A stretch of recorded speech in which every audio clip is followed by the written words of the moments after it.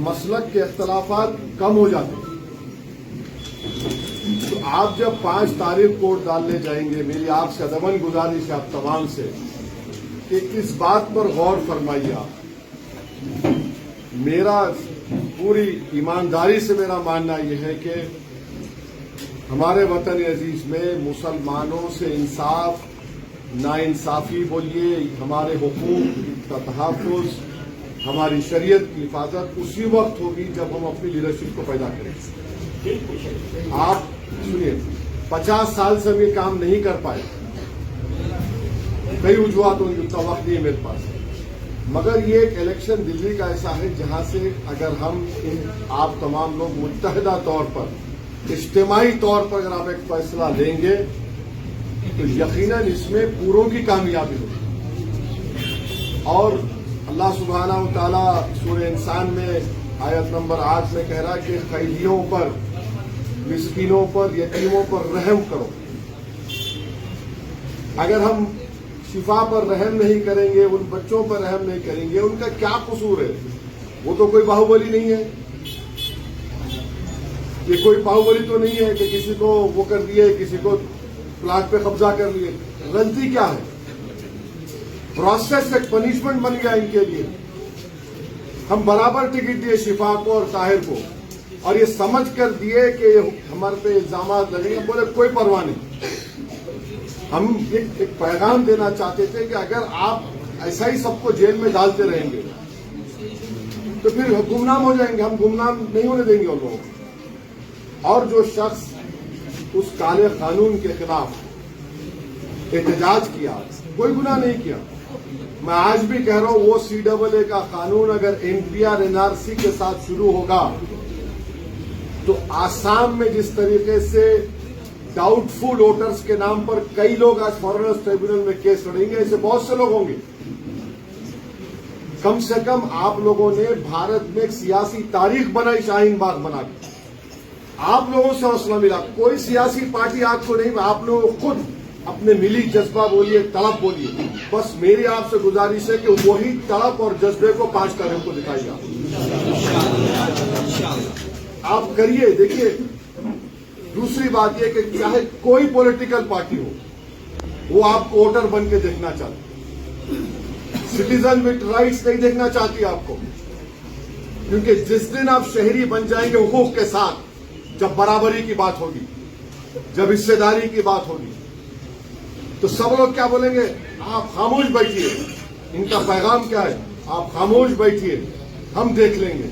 کوئی کچھ نہیں دیکھے گا، کوئی نہیں دیکھے گا. ہم دیکھ چکے ہیں. میں آپ کو بتا رہا ہوں کہ ابھی پارلیمنٹ میں سمویدھان کے اوپر بحث ہوئی. 1962 دسمبر میں کشمیر میں رسول اللہ صلی اللہ علیہ وسلم کے بال مبارک، موئے مبارک کی چوری ہوئی.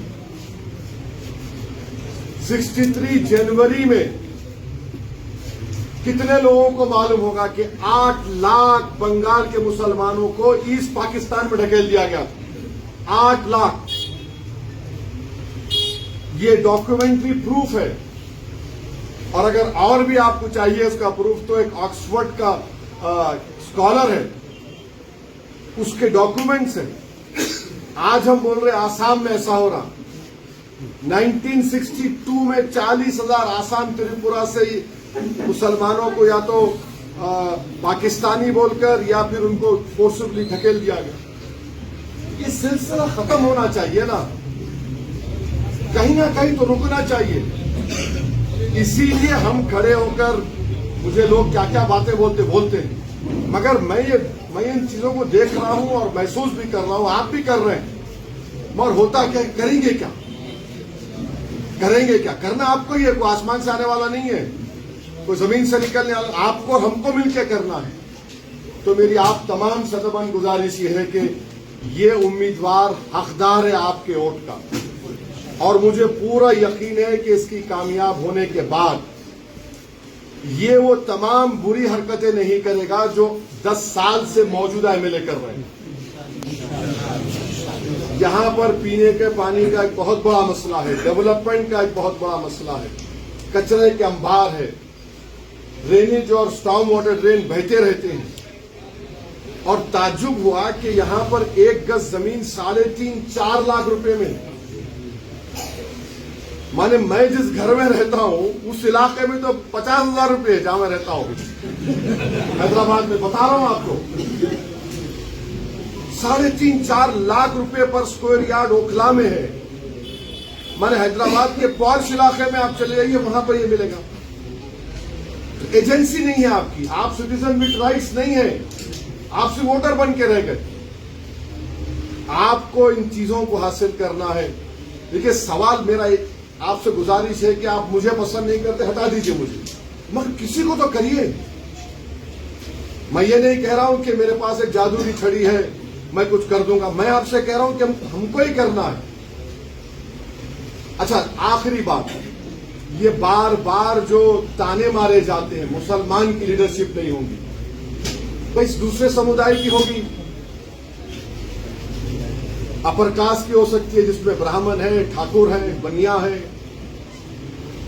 अदर बैकवर्ड क्लास के पूरे बरादरियां हैं, उनकी हो सकती है। उससे कोई प्रॉब्लम नहीं है।